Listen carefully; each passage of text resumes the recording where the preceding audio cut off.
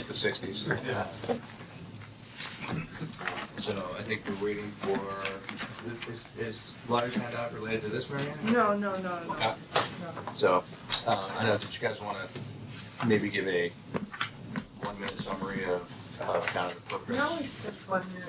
I don't know, I usually say that's 20 seconds. 30 seconds, you give I it usually one say 30 time. seconds. Well, there's 3 of them, and I know they both like to talk. This was a recommendation to address, I think it came out of the historic discussion to some extent, many buildings that are of a certain level of historic importance and not in the district, and how the village may address those buildings, protect those buildings going forward. And so we looked at the goal of this, and I think we had talked about this before, like the goal was if you had an owner that was amenable or interested in protecting the building going forward, that this law would allow it to be designated as a local landmark, and then there would be certain limitations to the result of that. So I think where the law is right now, or where this draft is right now, is really just the starting. Yep. And I think the, again, a minute? You said you have 15 seconds for later.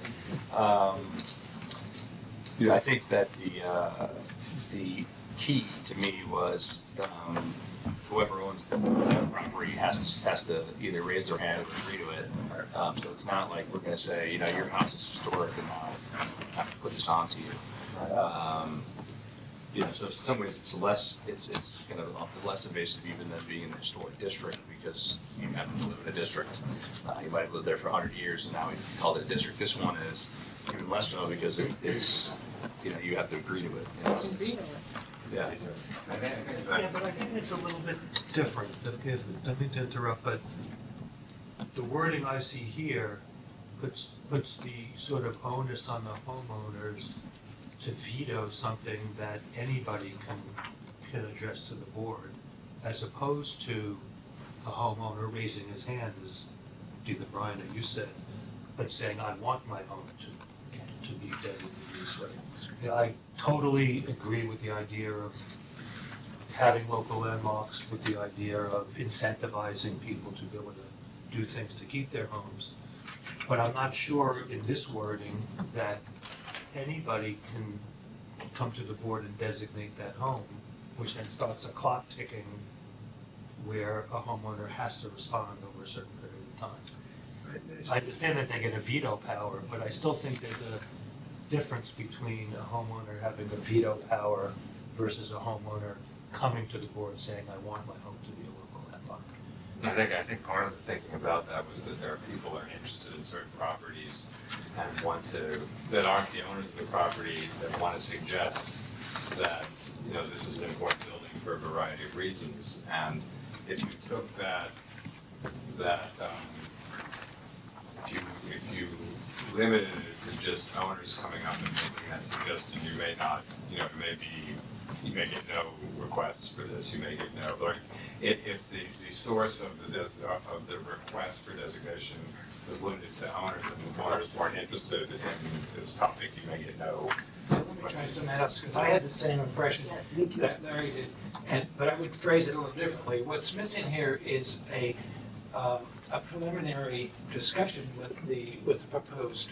See, it seems like there's a whole waterfall process that starts, and there has to be a veto somewhere at the, it sounds like at the end of the process, the way it's worded. Yeah. What I would do is say, someone comes to the village and says, I want to propose this property. First thing that should be, in terms of process, is then the village should notify the homeowner, the property owner, and say, are you interested? So just a sequence thing, put it in the front. Put it in the front, because either But not have that start a public hearing until the homeowner says. exactly. Yeah.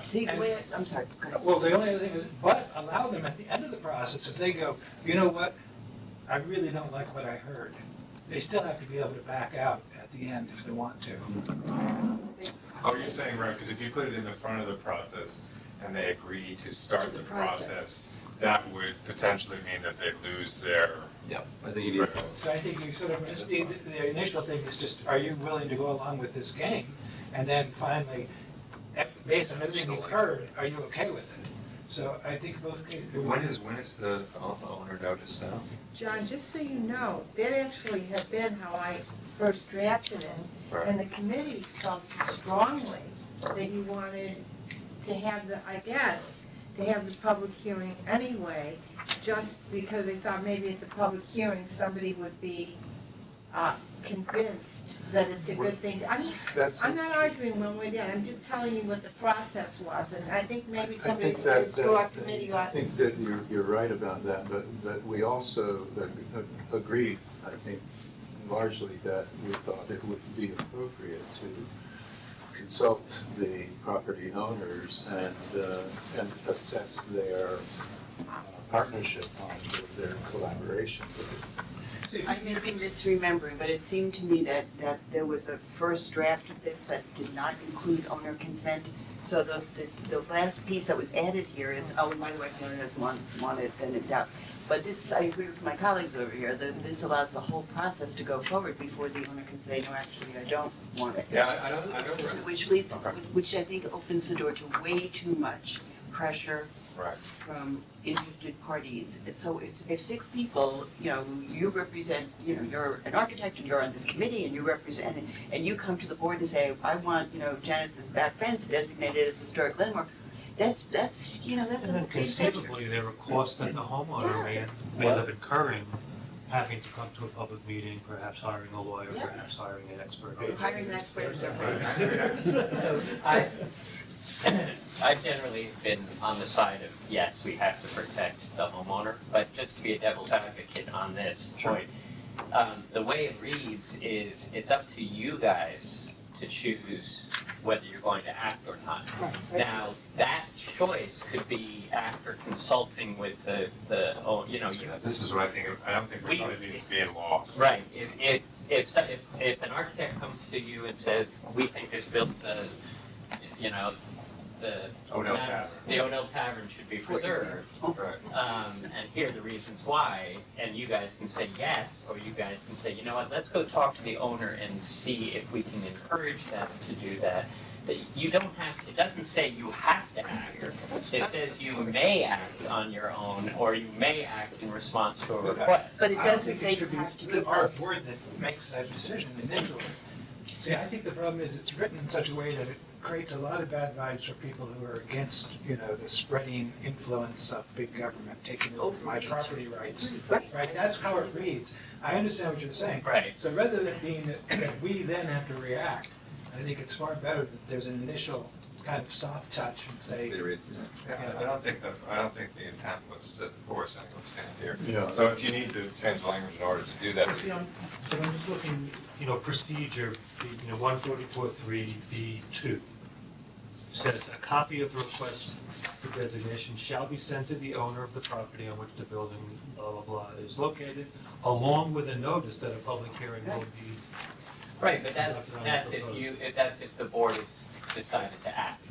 But what we're suggesting is that the board should not decide to act without first consulting the homeowner. I totally agree. And but that's it not the doesn't- way this reads. But it doesn't say you need to or you don't need to, it just says. I know, it's silent on that. Yeah, And I don't think which, that's helpful. there for is the a law. little bit of, as John said,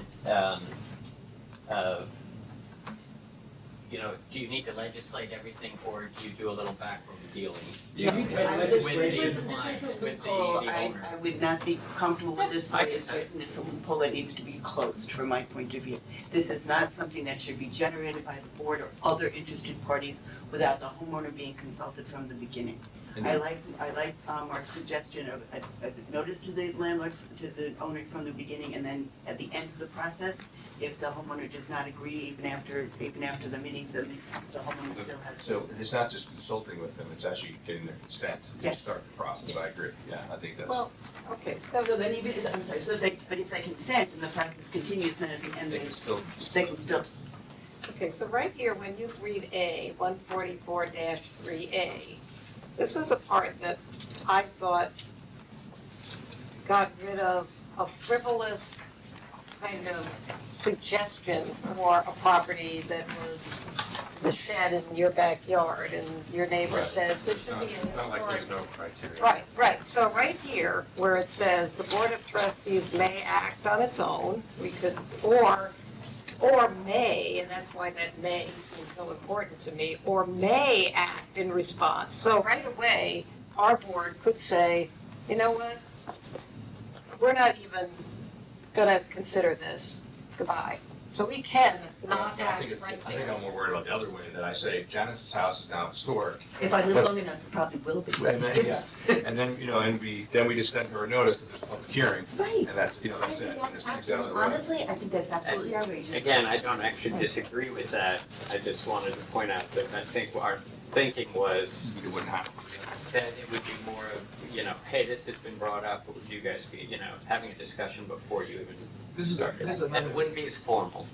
this is another handle for very bad PR for historical district activity, I think, if we don't It have can that be, yeah, I precursor agreement in place. Because otherwise it sounds like, we're trying to usurp something. No one's, the model is, you read through this and it's like, oh, and then Right. it's all the finger pointing. So it's far better just to have up front. So let's say, The homeowner I mean, has to- I think that this can be done, and I think the intent of this can still happen. But I think one of the major intents was for something, let's use the Odell Tavern, since Yeah, we that should is use our most We important. shouldn't really focus on people's fences or Yeah. houses that aren't, Right. because that isn't really going to happen. I Right. mean, there's plenty We of would stuff out say- there, someone's gonna point to someone's house. I see. and- didn't really mean.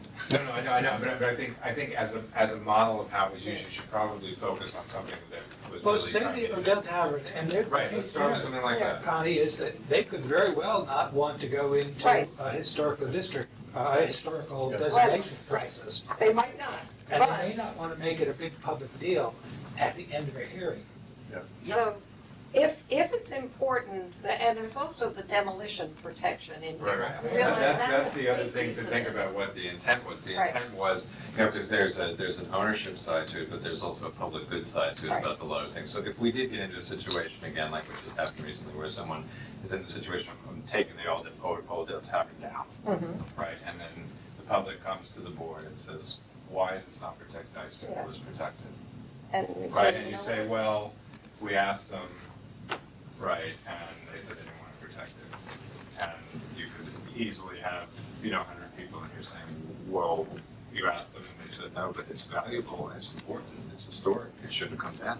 So those, that's what I think the board was trying to weigh to certain things. And we weren't thinking about people using this the wrong way, and pointing to someone's house that wasn't historic. It really was, aimed at things that are significant. Well, there is that the are gray outside. area too, like the feed property Mhm. building.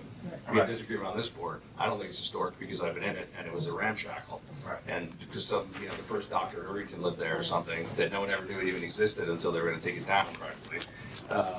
To me, that's one, you could have a board that said, hey, that's historic, you can't take it down now. And, Right. under Well, this process. But we had the veto in there anyway, so we had always said that there's not, the goal was not to have it be a taking, but I think what Connie's bringing up is like, do you want to have something where someone could not even make a case for the importance of the building in front of the board without an owner saying yes? So this is But like if the but if public. the owner can say, but basically what you're saying is that there should be, I get your point, but what it boils down to is that there would be permission for a full-blown public process hearing where you kind of know before it starts that the owner has no interest in this.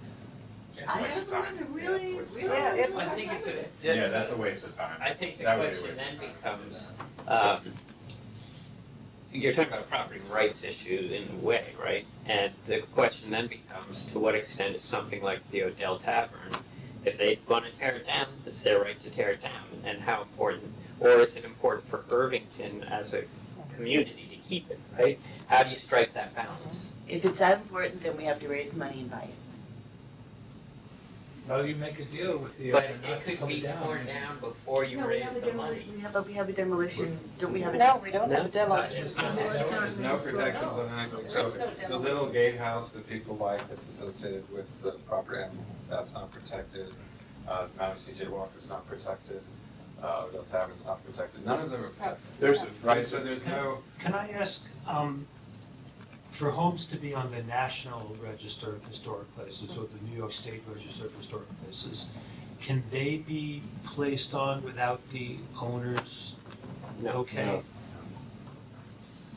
Yeah, and there's no protections that are associated with those registrations. They come with no. They always say it's local, it's up to the local municipality to have ways of doing zoning or protection for those properties. That's always the To me, It's caveat. the that- importance of it being a local So landmark this- designation. There's one thing I want to throw in, because it's my second issue, but I think it might be pertinent here, because we're sort of talking about how do you twist someone's arm who may not be, not in favor of protecting their Delta habit or whatever. And that is, are there enough incentives? I see very few incentives in this right now, and my question would be, are there incentives that we could give to someone that would make it more of an inducement? So Well, that's part of what our We've had comprehensive some discussion discussions is all about about. Well, I that know that, but we have to, as a committee. are those sufficient?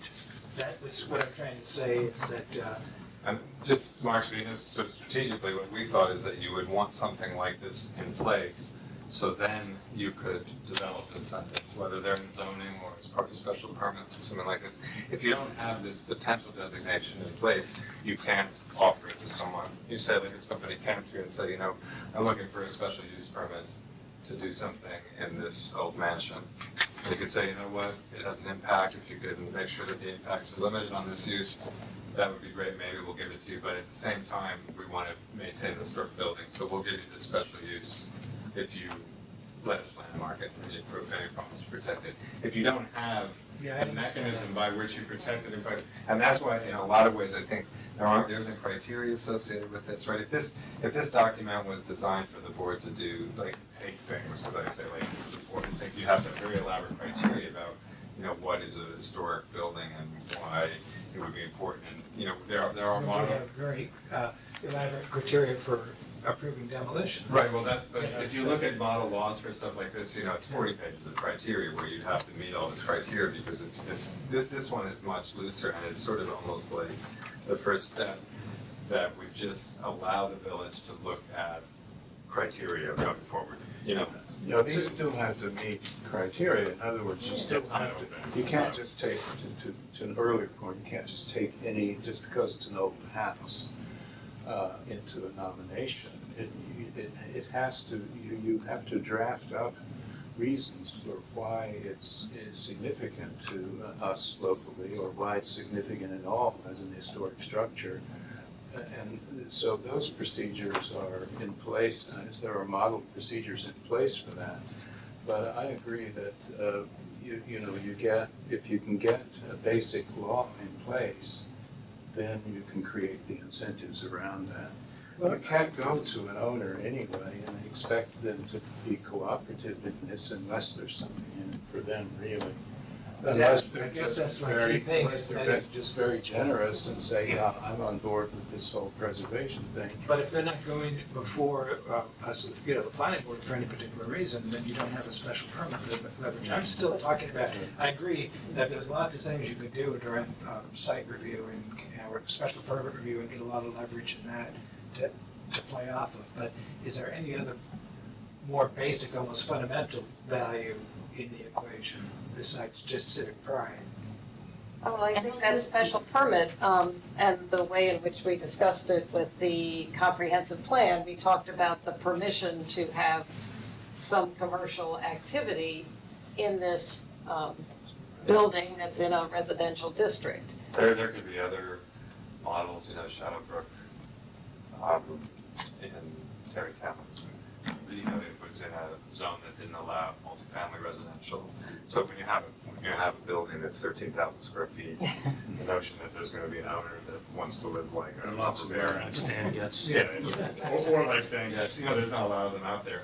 So like one of the models to save those buildings is to cut them up into 3 condos. And like that's a model that we don't have in place now, but you know, you could do something like this, just, and this thing doesn't have a lot of teeth, and it wasn't intended to have a lot of teeth, but at least it's something in place that then, you know, the board could turn to when they wanted to, you know, when someone came for a zone change, which happens sometimes, like I'm thinking even the little zone change that people were asking for at Ardsley on Hudson for that little garage building. Right, you know, like you have these asks that people are making that have historic buildings, right? And this would at least be in place for when those asks are made. And then it would also, over the long term, over 50 years, you would come in encounter with owners that would be amenable to it, right? Same with the I mean, I love the idea of having effectively an MF, overlay for those properties that are appropriate, large enough that it makes sense. A lot of the historical houses we're talking about, we're trying to find ways of making them commercially viable in some way. There's one Strawberry Lane now, it's like. And, going to that could be another solution that we haven't talked about. Looking at it as a developer. Those are some of these kinds of incentives that we just loosely kicked around in the committee, but we haven't really, I'm just not sure that the commercial venture is quite, is going to be leverageable in all cases, but I know it's going to be in the comprehensive Yeah, code. so for some, being able to have 4 or 5 weddings a year with controls on parking and all that would be the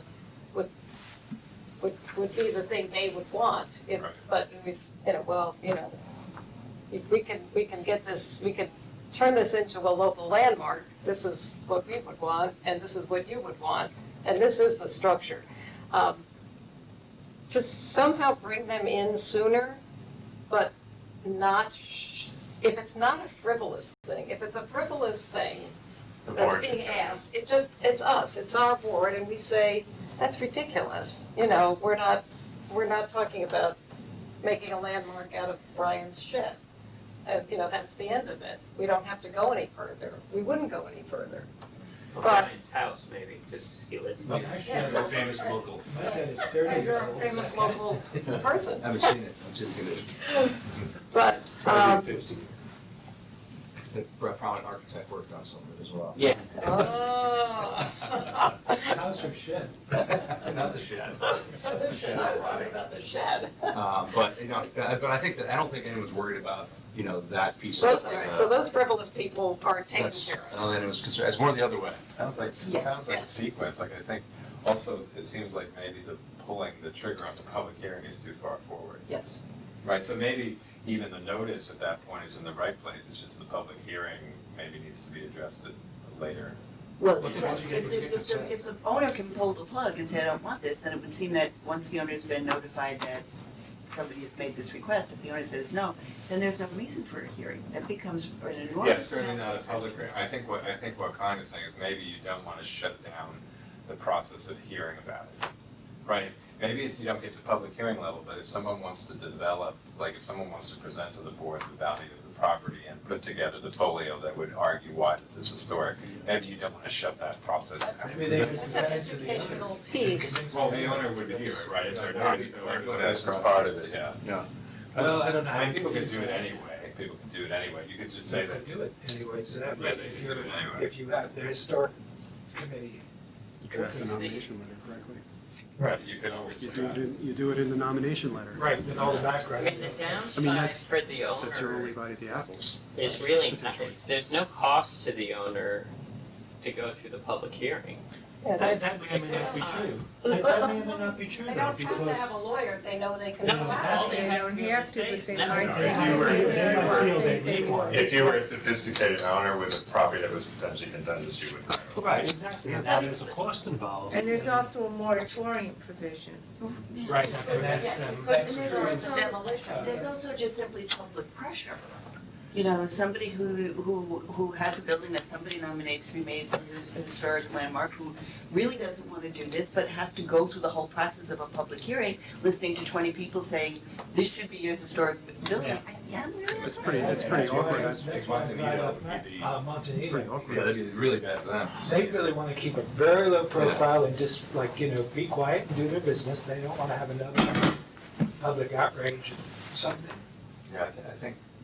It's actually pretty The awkward. real I'd issue be is more the inclined to public hire a hearing lawyer. portion of it. I think What's that? we just push that further into the process. I was saying it's actually pretty awkward sitting there with your neighbors talking about your property. I'd be more inclined to hire a lawyer and probably not even go.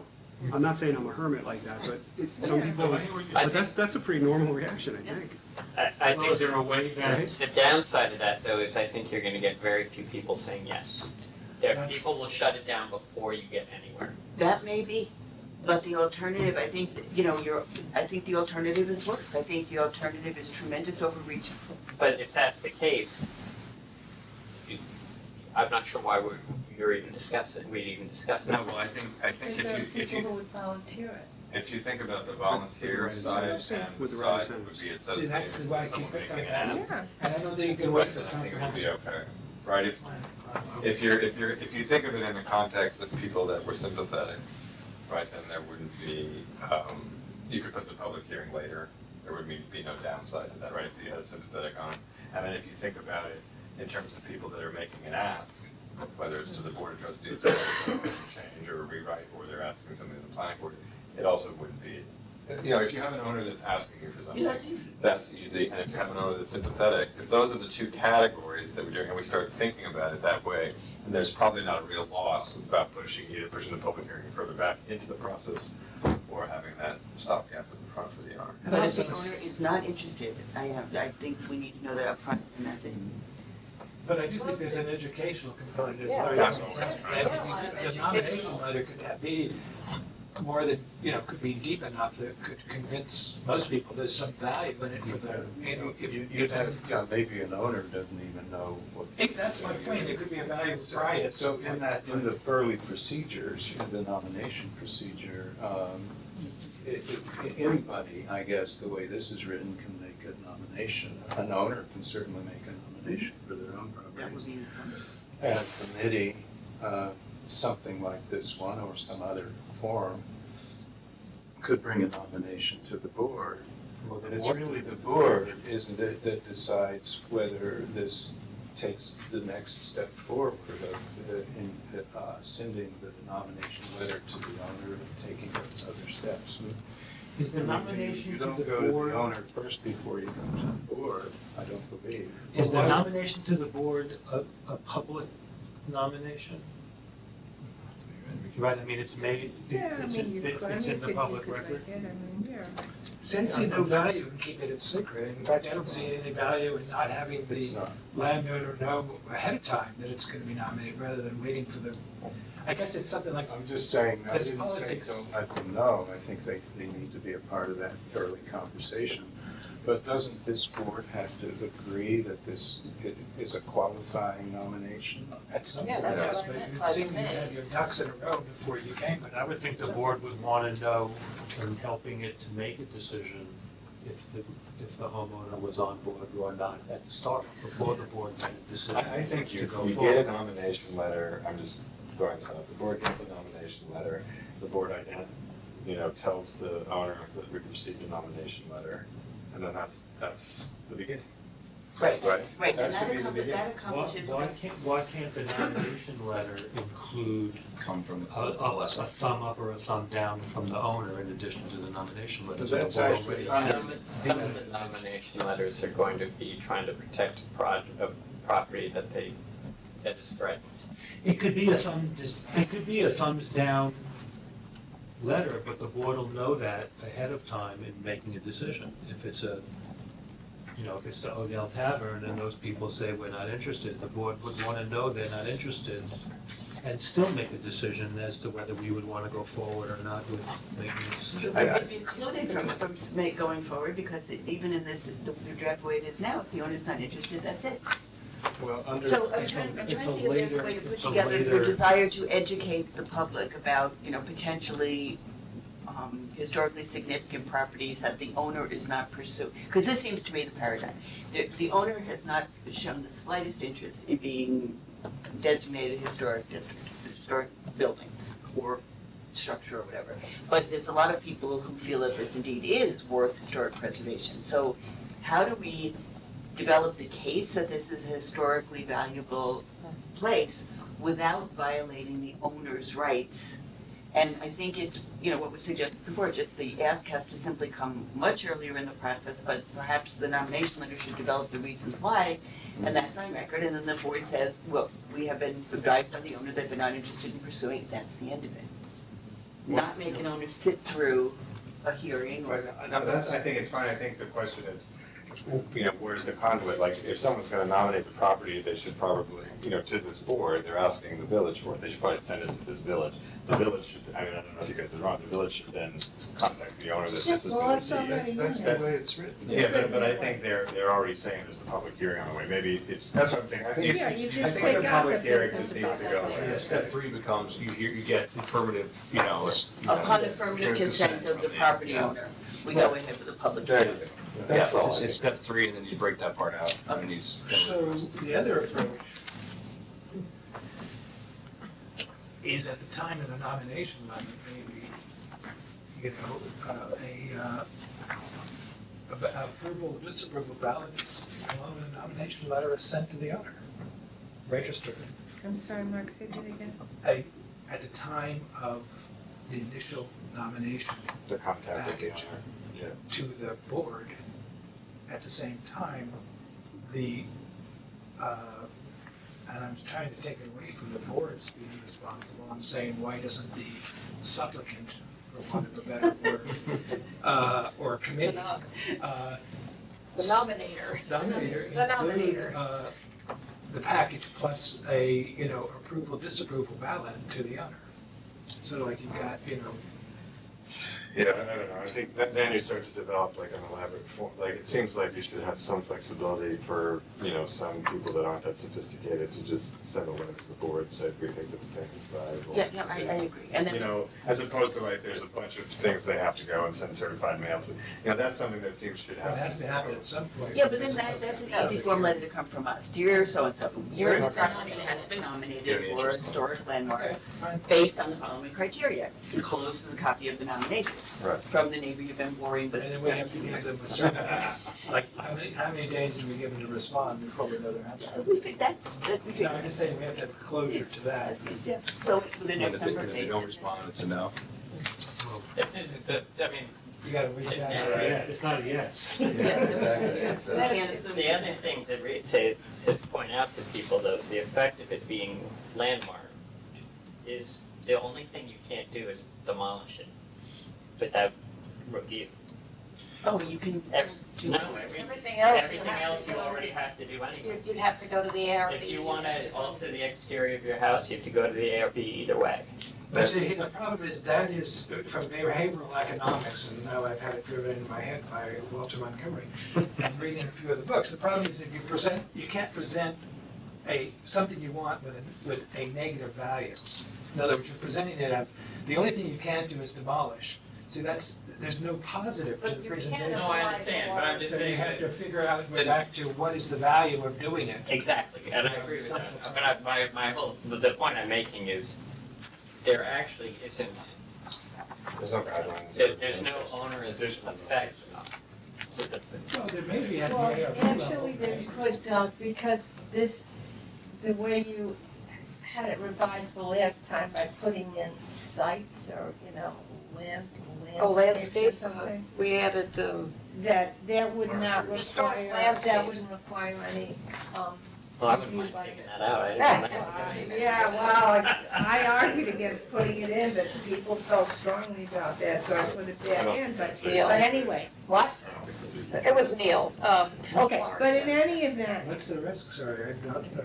well, that doesn't, Saying that doesn't historic landscape. require site. You don't need ARB approval to plant a tree or take down, bushes. whatever this Well, you historic may landscape need is. other kinds of approvals. But I think this is right, Yeah, this but is what we're maybe saying, this that- is right at the periphery. I think somebody said like people should be able to nominate valuable landscapes, like there's, I don't know if there's any here, but there's sort of a garden in front of Shadowbrook that is unnerving to, like there's certain things that people should be able to nominate that aren't sites. So is that a problem? No, well, Mary Ann's saying you could, if someone was nominated a rose garden, right, where the roses were thing, they don't have to go to There's no other review ARB, or process. there isn't any review process. that It would adds do that. ARB to them. I'm just saying, Dr. You're right, but I was thinking of structure, I wasn't thinking of I know, no, you're right, though. There's so much Yeah. there's so much you're gonna do in a garden, you have to go, then a site plan a change of, Yeah, but you don't, if you're doing That's- gardening now. No, but what he's saying is like if you want to move a stone anywhere, you're you're planning board anyway. gonna change a wall, move a stone, you're gonna burn anything, forget it, you're off to site Well, review. that is true. Yeah, So, that's a different you know, you problem. can't change, you know, you could change a rose bush, You could, or, you know, take down a small tree or. But you can't put As long as pavers it's down. not You couldn't protected. put pavers through your, Well, so far, the definition of local landmark is building, structure, marker, or object that has been designated as a. Well, then that's an oversight, because the landscape should be up there too. but we, Well, I can see sites, but landscape Well, is. I know. We don't have to Wait a get minute, into if you wanna, if it- Well, it is, I mean, if if you're drafting this thing and going forward, it is important.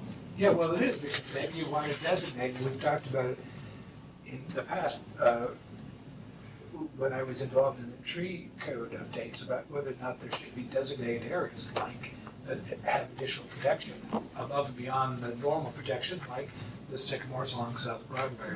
There's an alley in Ardsley East area, nice alley, I forget which street it's on.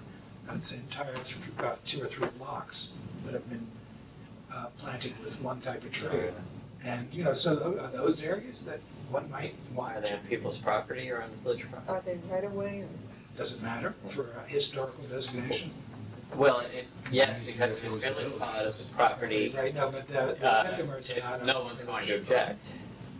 Oh, there must be a village easement if they're on the sidewalk. Well, isn't a grave marker a site as well as, well, I guess where that could fit under marker. But monuments are sites, aren't they, like the Washington Irving or Yeah. Washington Irving? I think it was, what Neil was talking about more was if you like the gardens around the Octagon House, but that property is already protected, but you find a garden like that, that's actually an historic garden, still the layout. a Frederick Are Law there- Homestead.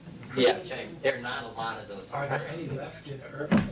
I don't think so. Well, see, if there's not, then we're just, why deal with it if it doesn't Exactly. exist? All right. It might be in the future or. Well, wait, you can't have a future historical site. Well, Yes, I guess you can. That's what I mean, you write the Have you law. seen John's backyard? No, but I think We're not talking about that's how, the landscape is typical in model codes. And that's why it keeps coming back. That's why it keeps, But I'm comfortable as long as we're agreed that there's a nomination, permission by or assent by the property owner, and then we go through the hearing. So I just want to go back around. Are there no preliminary inducements that we can add in this beyond waiting for the process of the comprehensive plan to come out with some of the commercial activity? Because there seems to be other kinds of things. And it just seems to me there's nothing there. There's the big ask and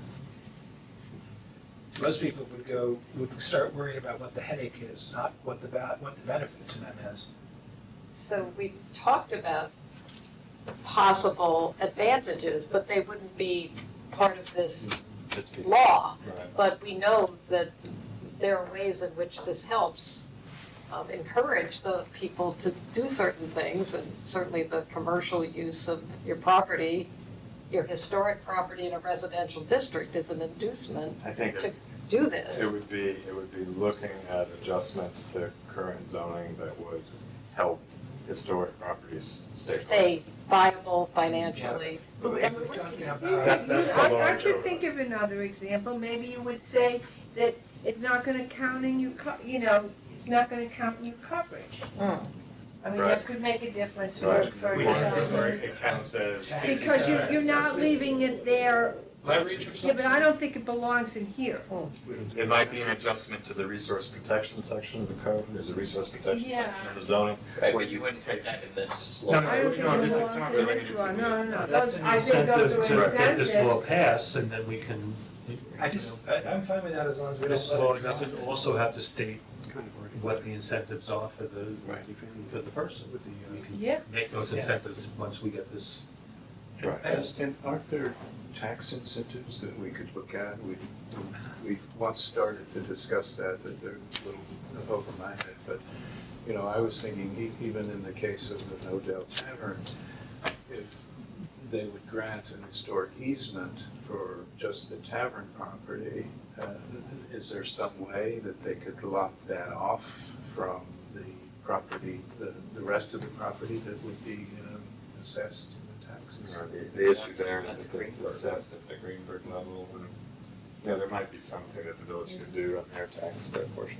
I mean, the only exemptions that we can enact are those that are enabled by the state. And I don't recall ever seeing an historic tax exemption, like on a property tax basis. Like even for an easement, in other words, if they granted an easement, then they're still sitting on that acreage of property. They would have Instead of to, it being covalent. yeah, I mean, maybe an expert in this could make the argument that if they somehow place an easement over their property that somehow restricts it, it's worth less. Well, I know we discussed that with Mr. Lombardi at one point about how the national designation can work. That's different, but it is an advantage on the cost of your whole project of your restoration. As far as property But you have to taxes, make that, though. you have to make that case to the assessor. It's not you apply for it and you receive it. Outside the village, does it? It's not like an exemption. Right, yeah, exactly. It is. You have to prove that you've impaired the value of your property. How do other easements work in that regard? Well, again, conservation easements, Are different process. but that whole topic has been up for debate. It's not a slam dunk that if you put a conservation easement on your property, you've reduced the value of your property, because others would argue that you've actually increased it by preventing overdevelopment and other things in the neighborhood. Interesting. Yeah, and well, let's put it this way, that's what the assessor would say. So you have a fight. In other words, it's not, It used to be that No, if it's you, systematic. with conservation easements, you could save on tax money, but they've I changed think that lately. yeah, I mean, I think the municipalities argue differently, Yeah, so. because we were gonna put one on ours and then it wasn't worth it. I mean, that could be phase 3 of the, You know what? I'm back to phase 1 on the procedure. Yeah. So the procedure would be that, somebody, whoever makes a request for the designation, the village just sends notice to the property owner. Then what do you want to do? Give the property owner The property owner has to object or not? has to affirmatively consent. Well, Mary Ann, don't we have to have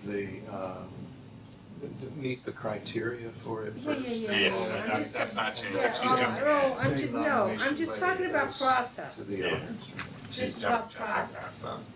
So then then what's the next step? That the property owner has to Agree. come in and consent? I just think it's hard to give them a deadline, because if they don't respond within 2 weeks, or so that's, like, I don't think. Doesn't have to It have a doesn't contract. change the end thing where they can opt out at the end. No. It's, Well, no, they still affirmative. can do that. I mean, I think you it do isn't, have to give it them isn't that the something. time for, But I think you also have to have it be, if they don't get back to you within the 30 days, it just means no, or whatever, right?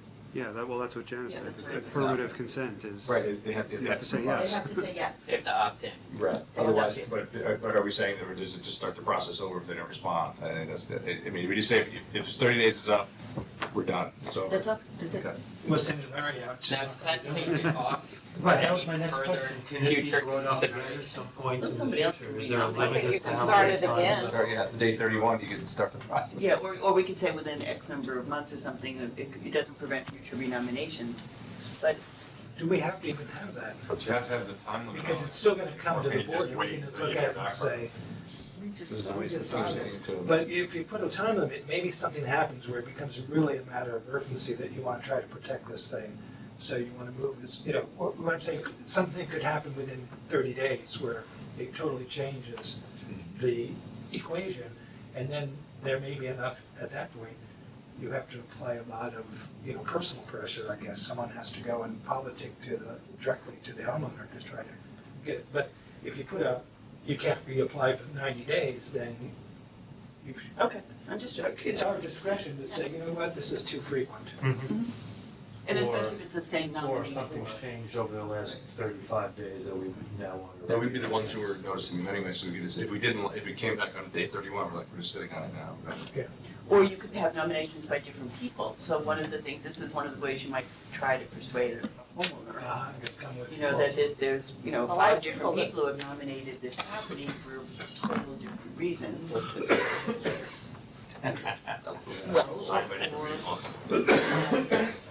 Anyway, so the long and short is, I don't think we should have a delay window in there, you know. I think we should just use our discretion at that point. But we do agree that a non-response is a no. Yes, a non-response is a no. It has to be, it has to be. So you say unless the property owner affirmatively consents. Within X number of days. Yeah, within 30 days, I guess is what you meant. They're consenting to a public hearing, or what are they consenting? Process. So, public flight. I mean, because is that the only thing that we're asking them to consent, because the discussion could happen at the level of the board without their consent, right? Because you nominate, someone would deliver the nomination letter and they would be read into the record and people would stand up and make their opinions known No, about then the you have, nomination. that's a public hearing. You know, we're trying to give the homeowner the first opt-out by saying, I don't want to be bothered with this, leave me alone. We don't have to have a public hearing, just send out a letter. Right. Right. So somebody wants to nominate, they present that letter to the board ensures that Harvey sends out the letter to the homeowner. If we don't hear from the homeowner, that's it. Well, that's when they're going to ask, well, what's in it for me? And that. I know, but we have to work, we just agreed. And at some point, we'll have incentives for Right. them. But we don't now, right? Incentives are us, we'll figure them out. Can the letter make any reference to coming in to discuss the advantages of this or It something certainly like can, that? and it can also say discuss with the nominee. Sure. Why you're, the We'll be- advantage. I mean, we we have would to have certainly a write a letter public hearing about that's this. as positive about I mean, the designation as possible, Yes. And again, but if make we, it clear to them that they have the choice. if we go back to the classes of owners that we think that would be part of this process, it would be the sympathetic one who's going to respond, and it would be the ones that are asking. Both of those are going to respond. Right, so those are the target classes of people that were. Right, and we'll get a letter back in 5 days. Yes. That day, it'll drop off my hand. Right, so in that case. Well, let me- Can I just ask one question? What would you feel about is if because there's a PR issue here, does it make sense maybe in a work session is when such things are presented and we decide whether or not, in other words, do we do it in a public session on the bench? Or do we do it here when we decide, are we gonna act on this Well, or listen, not? but there's nothing to stop the public in a level of disappointment from coming to a meeting and speaking Right, for that's 3 what I minutes. was getting at, it's like, it's, You know, saying, can't stop it. this house ought to be saved. I mean, that's what. and the next person can That's say more this than house. 200 people And that will can happen come in a and public say. meeting. So nothing's gonna stop that from happening. Right. But I like the idea of a discussion early on where, let's say it's the Historical Society says, you know, I think the Odell Tavern, you know, I'm nominating them and here are the reasons and can't we bring the owner and the nominator here to discuss that at the very beginning? If the owner does not want to come and listen to this or No, be a part of this discussion, offer it though, come to a work session where Yeah. we'll, we can talk about it. I would be pretty upset to know that there was going to be a public work session discussing my property if I didn't want to change Well, the you kind status. of, if a letter comes in, I agree with Mark, you kind of have to, either in a work session or in a meeting, you have to say, we had a letter to nominate this property, we are notifying the person. Yeah. You're gonna have to say it. Yeah, but that's all we have to do, that's all But I I think said. if the Odell Tavern one came in, we'd say, we wouldn't have to do anything, we'd say, let's send them the letter and start it, you know, I think it depends. Right, but we still have to have a discussion, because we all have to say, yeah, let's send the letter, or at least the majority has to say that. Well, can't it just go on as a discussion item at the board meeting? Sure. Sure, that's fine. And whether it's a work session, it would take a long time, or if it was a regular meeting, I don't think it really would be Yeah. any different. Let me ask this. What if somebody will agree with, somebody buys the property, the Carefield property, somebody buys it, they come in and they want to put in a hotel. You say, yeah, you can have the hotel, but you gotta get local landmark designation for those buildings. You we still want to go through this whole process? Or can somebody just, well, to have the public hearing and, or can they just consent? Oh, you're saying back to where they can just close the deal? No, can they just consent to it? That's, I think- right I now, think that's they- not in, that's not in there, I would I think think you could have so. an optional public hearing almost, like, Yeah. Right, it might, What's the it might public not be hearing that. for? I don't know what the public hearing is. What is the public hearing? Well, the public hearing is for the people who say, I'd like to know more about it and reserve my right to reject it. Yeah, well, at the no, end the of the public the- hearing the was homeowner. because we're thinking the homeowner, yeah, I know. They're it's a good good at- Yeah, what's it for though? Well, Is the it- reason the public hearing was in there was because you wanted to, excuse me, but like to put some pressure on the homeowner. Convince the homeowner that they should get what That's they're right. getting. If they say So then yes, if you you're want not, to. does it make any, do you Well, have then to it gets a go? little more So why complicated. have a Our public letter hearing? will say to the homeowner, you've been nominated, you can say yes with a public hearing, you can say yes without a public hearing, or you can say no. Or you Yeah, say but yes, then- no, or no, but- maybe. but that's not Maybe gonna- means public. But Larry, Yes, that yes, doesn't, yes, that's not gonna Let's find address out. my issue, because Well, but The- saying the- yes without a public hearing, that addresses your issue. Because then yeah, there won't that's be a a public kind of hearing, an and odd it'll way. streamline the But is process. it, wouldn't they be going through a special permit process at that point? Not, if our zoning changes the way we've talked. Not necessarily. You're saying You might just make like it on an a answer sympathetic for one, use. just on a plain sympathetic. Well, you let's say he could wants you to write come it in and as- just, Could you write it as, the owner has the right to a public hearing or the right to waive a public hearing? The No, owner that's who's- where the owner also has a right to know public. No, the owner who is opted in Oh, okay. has, Can request a public can hearing. request a public hearing or can waive the public hearing. And you guys did such an amazing job with the guidelines for the historic district, right? And that, without imposing standards, is such a beautifully persuasive and educational piece. I feel like something similar has to happen here. It's really good to be designated as a local landmark, really, really, really good, to make This it is what we something. love about But I your think home, those other steps of what the pluses, we're not sure what they are yet. Right, It's and that's the going to incentive contract. to your- I think this was just to get this in place, so if someone made an ask at the property owner, and you keep saying homeowners, so I'm really thinking it's property owners, like commercial development, they make an ask, you have a mechanism to ask for something back. Right, that was really what. I mean, I think too, the public hearing is also just to make sure that we're meeting the criteria, right? Yeah, that's what I was asking, does it just need to be well, there? no, but, If you already think it's historic, Well, we don't let's need to meet say- the criteria. no, let, Oh, I see what you're saying, whether it meets the criteria listed here, right, public. There's a So what public was hearing. the first, Say, I want my pigsty. Like, you know how it says it has to meet, it has to meet certain criteria, if we don't have a well, the public way hearing. this is written right now, if I buy the Carefiella property, I come in, I wanna do something with their property. Why did you Really let them generous. know it? It was also without the building. I know. Okay, so I come in and you say, listen, you can have whatever you want, as long as you'll designate those buildings, you'll let them be landmarked. And then I don't have to go through this procedure. And you've got this procedure on the books, then later you go back and say, wait a minute, before they could be designated, you had to, have expert testimony, you had, so, I don't think there's a problem with us doing a fast track of well, something. no, I can find now, but I just have Yeah, to know if if we- what people want I is think to if there's a way say, that both parties agree, we agree, and they agree, Then, then you don't have to go through the whole process. Then we're done. Okay. We You love can your waive the historic right. building, and you say, I love that you love my historic building, we're done. You're done. I have a little scenario or two I just want to throw out there briefly. Odell Tavern. The current owner right now could get a building, they get a demolition permit and take that building down to plant an herb garden or to have something supplemental to the barn and the equipment storage or whatever they. I'd go right to the hard out, more parking. Yeah. Just one time. Yeah, it's No, more parking. So there's nothing in place, to protect that from happening. And the other scenario is, The owner is offered to cooperate about making the Odell Tavern a historic landmark, and they refuse it.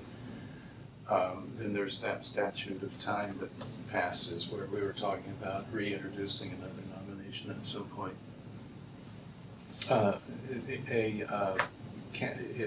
If there's a contract vendee that comes in, still got the same owner, but a contract vendee comes in as a developer and wants to develop the property. Odell Tavern preservation is not part of that development. Isn't that a place when you can say, okay, let's talk about this some more, your previous denial is no longer in place, and we need to talk about protection of the property? I think, what is it, what's the cap, what is it? I think we're just gonna have to have a provision for voluntary landmarking. Yeah, it seems to me that the general consensus is if they don't want to landmark Odell Tavern, we're out of luck. Unless listen, you read about that every once in a while, a Frank Lloyd Wright house is gonna get taken down and then somebody buys it. Right, but we're out There's of no luck in time. terms of this. There's no Well, time it even for wasn't that to passed happen. to a There's what? contract There's no vendee. time for that to happen. And then it gets taken down and everyone's sorry, but it gets taken Why down. are you taking? Why didn't I'm you guys sorry, do Laura, what's something? your point? Well, You just want to say one owner says no, and there's The a current owner says no, a It's not- contract vendee comes in and It's says, behind a I wall, want, nobody's and goes used to it. the I've lived planning here board. 35 years. No I one want wants to take to down live the there. tavern. I know it's there, I'm happy. Isn't that a time? I'd like it to come back and say? Right. Yeah, I think that would be. Say yes before you get approval to do whatever you want to. It's a new You discussion. have to.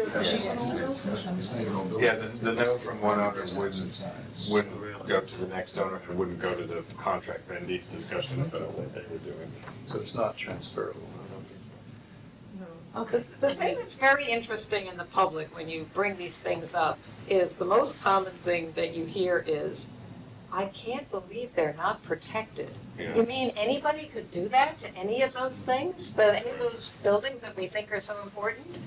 Yeah, but then, And you know, we but say- the public also said, Until it's you there. know, Well, that's what I said. I don't want to be told that I need to buy health insurance, but, Right. you know, Well, I want to have it, but I can't believe I can't have health insurance. There's- Why do I want to be told I have to buy? Why do I have to, I mean, that's what the public says also, you know? Yes, but when it comes Why to do I have to this go to kind of thing, I mean, we're talking about protecting, talking about, and this has gone on for a year and a half, as this has been discussed.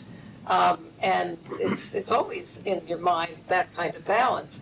But I would say that when you think about important historic structures, the public out there and the good of the public and, you know, the overall good of the village comes down on the side of this is an important part of Irvington. And to let it go would be like, you know, like hundreds of people coming and saying, I mean, we'd have that in a small way on Main Street, we remember that it would be such a shame that something wasn't done to protect that.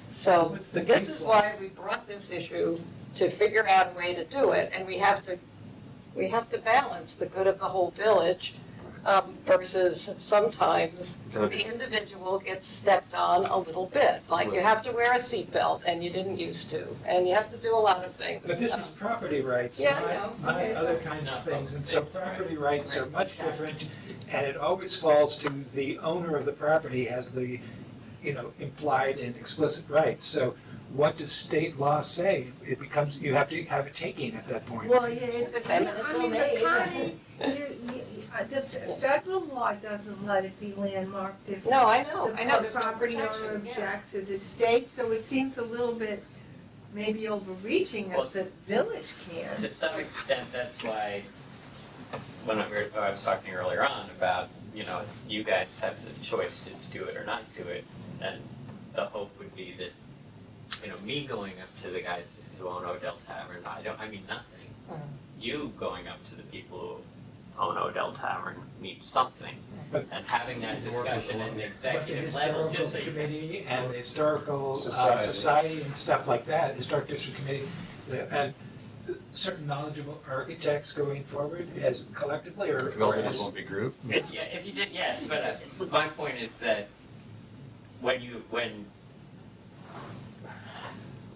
when the historic society approaches it, it's sort of, yes, that's nice, thank you very much.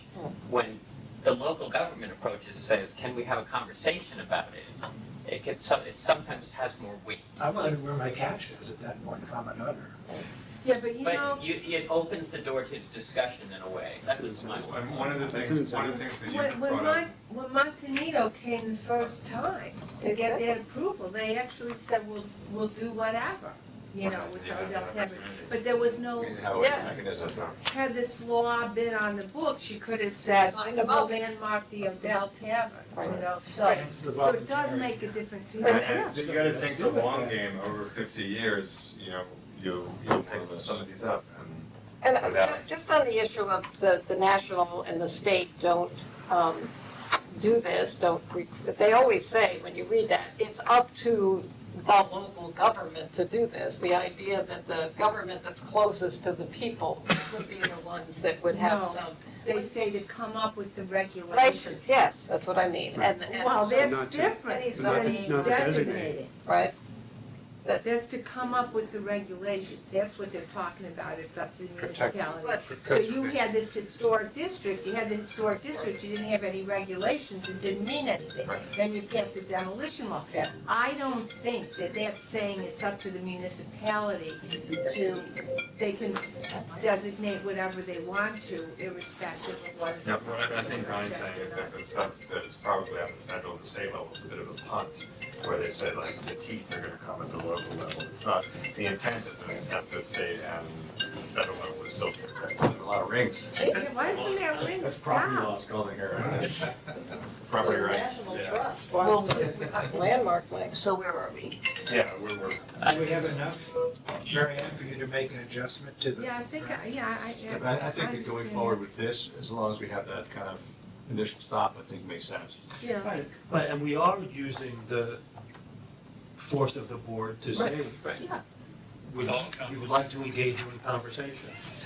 Yes or no? If the answer is no, And don't forget what Mark brought up about, if you need approvals to move the stone, there is leverage just in terms of the process, and this is leverage that everybody in the village has agreed to, right? Like, to do anything in this village, you're often making an ask. Everybody in the entire downtown has to go to the zoning board every time. That's a they very good move point. the thing. So there's not a lot of locations in our experience in the village where someone's trying to do something that they don't have to make some kind of Yeah, ask. you can't take So down a you don't have tree to- without getting a permit Yeah, to but take down a tree. except, so- John, it does mean, just because there's review doesn't mean that there's an occasion for an ask, if you're just going in for site plan review.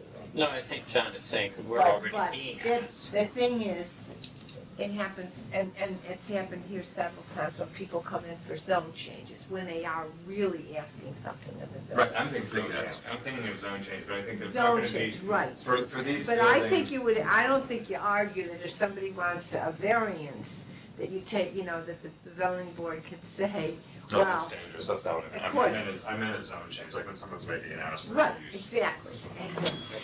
Well, remember when you could just take down a tree, and then suddenly there's a law that says you can't take down a tree without a permit? There's got to be some way to keep the Odell Tavern from disappearing overnight from a wrecking ball. That's an interesting.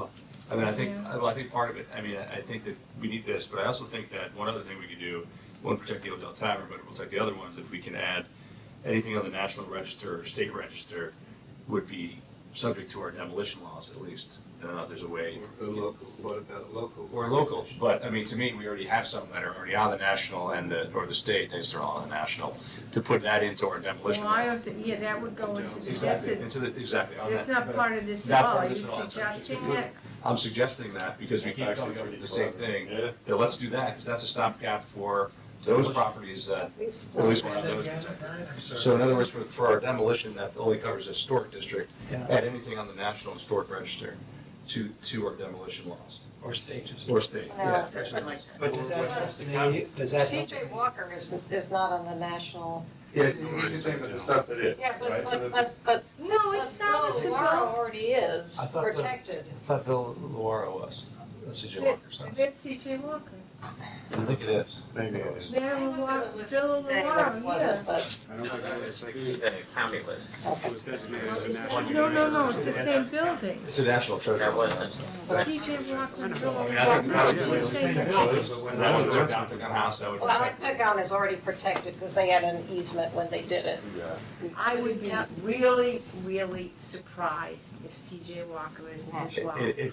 I'm Because- sure it is. because it was Because how elevated did to a they national spend treasure. all that money Yeah, to do it? No, I'm sure. it is, But Nuit is a national landmark, yes, so So it would what's be the safe status? for demolition.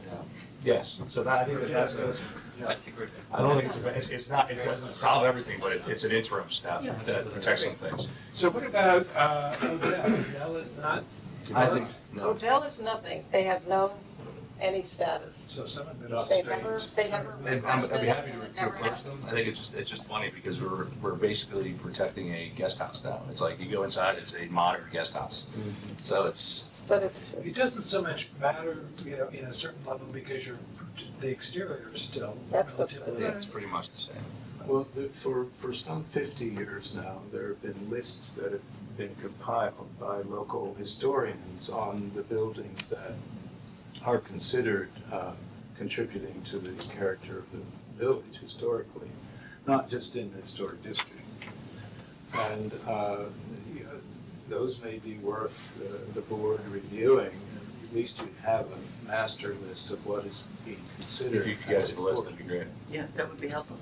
Does anyone else know about how many we're talking about as well? Yeah. But I do think the others, it's completely unrelated to what we're talking about tonight, but I think it's something, I don't so know why fix we the have. demolition Just law Yeah. here, Yeah, and then and work on this at the same then time. work on the incentives related to Incentives the, and the public special culture permit. and education. And I do think that, it's possible that if it's not a big deal, that Montanito might be fine saying, we I know, would talk to we know, them, I yeah. think that once we have this done, see if we can meet in person with them, upstairs. It's new As people, a, right? It's not, I think so. I don't think, Oh. yeah, I think that We we also encourage They still, everybody. they still own by the same people, but they're not actively, If it wasn't an eating disorder. Yeah, right. As I think a that one, but director of the some- Historical Society, I did have a conversation with them about the idea. They were not discouraging about it, Yeah. they wanted to think it over. One of the principals has. Was this recently or? Sometime in the past 2 years. One of the principals is fond of the town. But they wanted to consult their architect because they had some plans that they wanted to consider for the property that had been brought forward. But that door has been open, it's just that we haven't pursued it. Well, we discussed It's it. open with the board as well. Yeah, I do think kind of reducing coverage somehow is a good incentive, like you, 50% or something like that. Yeah. Because then you Let could me, get parking. That's what we did, Yeah. what about the idea essentially, of we doing did that on multi-family, the Yeah. That's changing right. it to multifamily, would that be an incentive? Yeah, In a we very, had very talked deep- about this, the other issue that was a new waste, which I think, a lot of this should be by special permit, because if you, the impacts of multifamily in one area might be very minimal, and impacts in other areas might be greater. So it's something like to write it into the code might be very hard, but to just allow do it as special an permit for a individual. store. Basically, actually, what you could do is like, if you're designated as a local thing, then there's a special permit process for you. That's it, that's the Right, word. like, that's what you get. That we're open to Right. a broader range of uses or I like modifications. that, Right. because it's totally flexible. It Yep. gives Yeah. Totally flexible. Situation that might work with Aniva's property also. Yeah. Yeah, because you can't predict what people want to do. No. You can't predict. And you almost want them to be creative to protect it, be able to financially make it go. Right, so that it works for both parties. Yeah. Right, financially making it a go is a big piece of Yes. this. So can I just ask one other question, just to be clear? Once it gets local historical designation, then the ARB historical district rules apply? No, it's different because they only apply to certain characters of buildings. So right now, I think what we're saying is the demolition law applies. That's it? Yeah. Where we are right now. You still have to go in front of the ARB, you still When have to the get. ARB, when it looks at an old house, it Yeah. looks at Yeah. No, but things I like mean, are in the guide, they can't Well, help it, they know you this. might have to change that ARB chapter a little bit though, because right now, the trigger to go into the ARB is getting a building permit. And I'm not sure, let's say you were gonna do something with the Benjamin and Franklin marker, you would need a building permit. So there might just have to be a tweak Yeah. there, but that's not a big deal, I have a note to myself to do this, but that's. let me ask one other question. Well, Do you want sites in there? How does the board feel about that, Like landscaping areas? yeah, Oh, Again, we had it just because it was part of the model code, so we I didn't know. have it yet. but you know. I'd be open to it if someone could tell me which site they're talking about. Well, it may not be It here. may not exist yet. It may not be here yet, that's all I'm saying, if you're writing it based on model, like a lot of the 50 language. I years. want to write a future law, in 50 Yeah, years, they can write a law to protect the garden. and everybody's gonna say, what do you mean by sites, you know? Site or The landscape? landscape was. Landscape, there's Landscape two, is there's better. both terms. Well, a Well, site the could be a landscape, stone I- wall. No, that's a mark. That's a structure. That's a structure, he's right. Definition. We have historic landscape. Yeah, Do you want that in there? I don't see what the down. Yeah, that's what we did it down. You don't care? No, put it in. Somebody has On the to difference. nominate some Historic landscape. We can figure that out. We'll know it when we see it. Yeah, right. It's a high It's like bar. pornography. All right, so I just want to go back one more time. There is no criteria, special criteria to the ARB on this, at this point? Not yet, it's just some stuff for me to take it down. Or if it needs to apply for a building permit for some alteration, of course. Then it But goes. it always to- says- But they, Anyway. then their criteria is a lot different though, because it doesn't, Well- it's, okay, whatever. No, because, now remember, one of the general criteria was that they have to, something take into consideration the historic character of the village. That was the way the Right, the train station The went in there. ARB language already allows people to treat it in a more historic, Yeah, that even was without, a- without it being historic. It wouldn't be hard down the road for you to task a whole new committee. Not the same committee. To add a section to the guidelines for local landmark properties, right? That wouldn't be, If we knew what they were. Yeah, it's hard to write it. You're anywhere from a You know, it's- stone wall to expensive Right. only landscape, so, you know. but you, I mean, that's something you could look at down the road if you felt you needed to do it.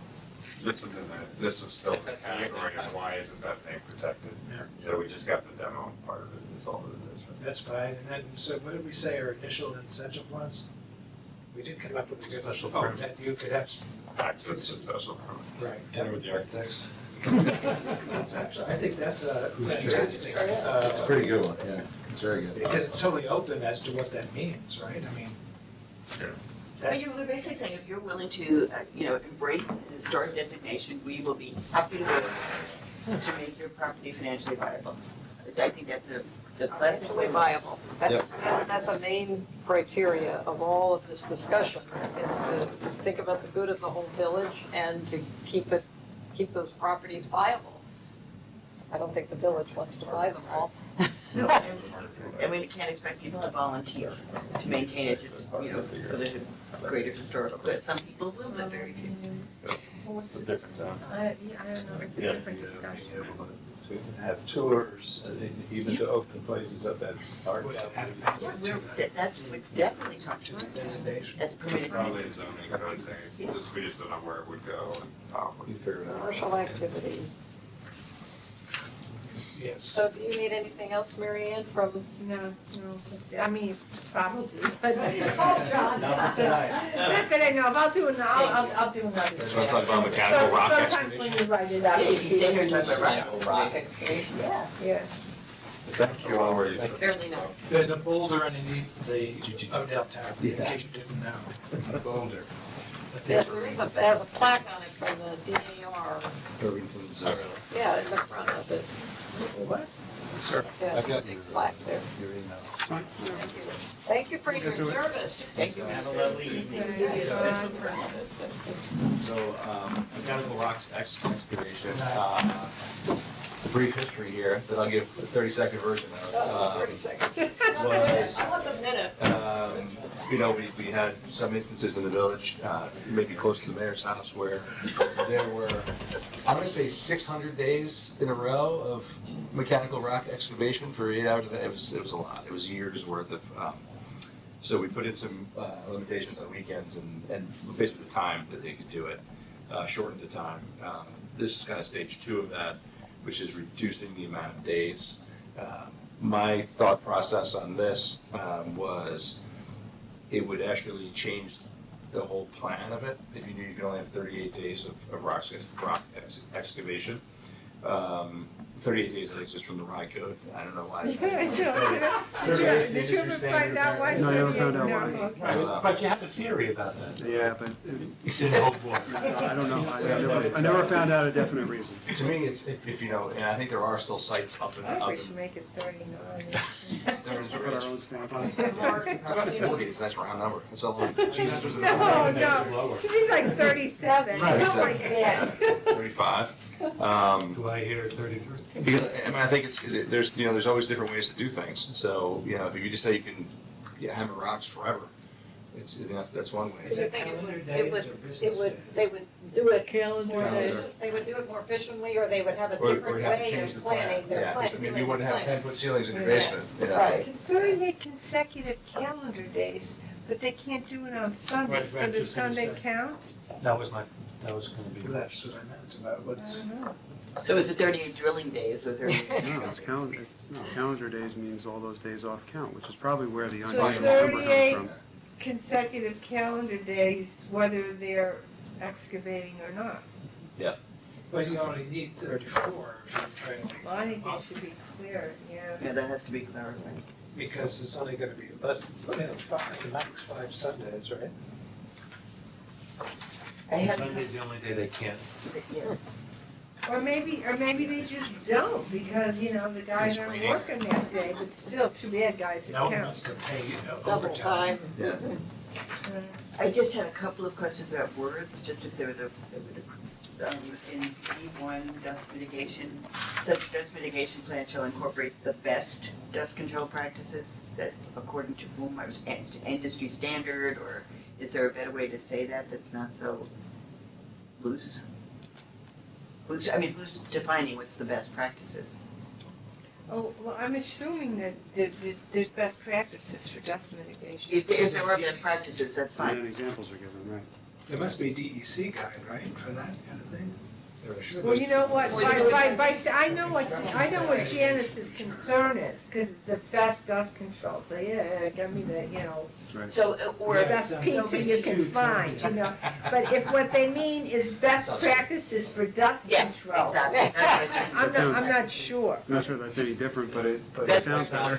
Yeah, it does sound more, yeah. The other one I foresee us getting a soil, or, this is, D5, soil or debris piles shall be moistened if dust is being emitted from the piles due to prevailing winds and not from a momentary gust.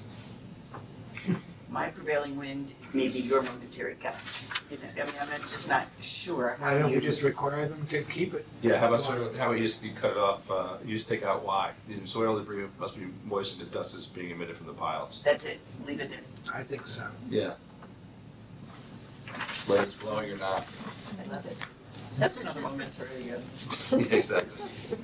That was much more prevailing. That's an issue, what's a rolling stop? this is good. This is good. But I like it, I mean, again, I'm curious to see if anyone objects to it, but. So on letter H, where it gives them a one-time 7-day extension, That's as long as Larry can buy his house. Sure. do we want to have them say that they can complete their project within that 7-day extension? That we're giving them 7 days so that the project can be completed? We're asking them to say why they couldn't complete it in the time period, and we want them to also guarantee that they can complete it in the 7-day period. Or maybe just get it to a point where it's stabilized and wait out whatever the waiting period is to start again. 18 months. That's a long wait, but there have been some houses that have gone, Well, that's why I'm just wondering, do we want to just give them 7 days without there being an end point to that 7 days? Well, I don't know, there's an endpoint by definition, because there's no more waivers after that. Yeah. no, but I think what you meant No, is. but you can come back in An endpoint in 18 construction. months, right? Right.